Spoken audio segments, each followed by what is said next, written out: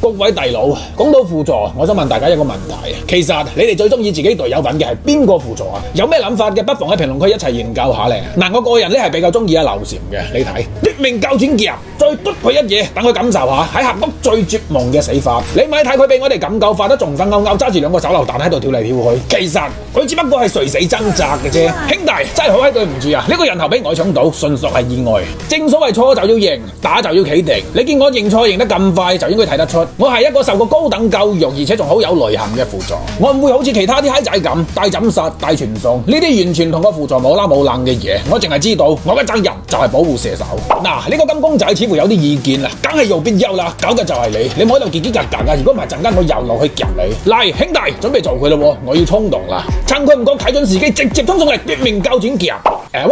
你打金枝牙做乜膠啊？佢值鬼錢咩？唉，算夠數啦。雖然個現實同我計劃係有少少出入，不過唔緊要，就呢兩下佢應該感覺到我嘅壓迫感啦。攞金枝牙輔助，你保得住你自己先算啦，咪話保射手。嚟啦，篤佢奪命膠轉夾，問你死未？一個專業嘅輔助，無論係咩環境，都應該入手把口時嘅。如果係遇到特殊情況嘅話，就算個射手唔喺度，應該出手嘅，我哋都冇諗咁多，直接就佢。鬼仔無影手，想走冇咁容易，收皮。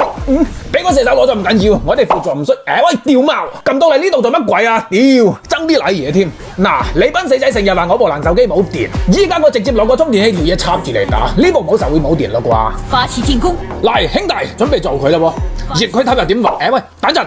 哦，定啲嚟，有我喺度，索性一不做二不休，打佢老味，鬼仔無影手。人呢？大佬，我頂緊塔㗎，咁都唔敢入嚟，有冇搞錯啊？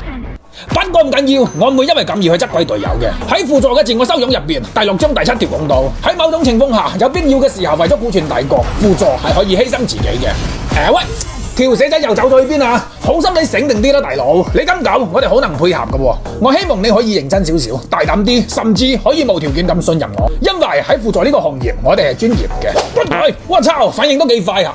喂，等先。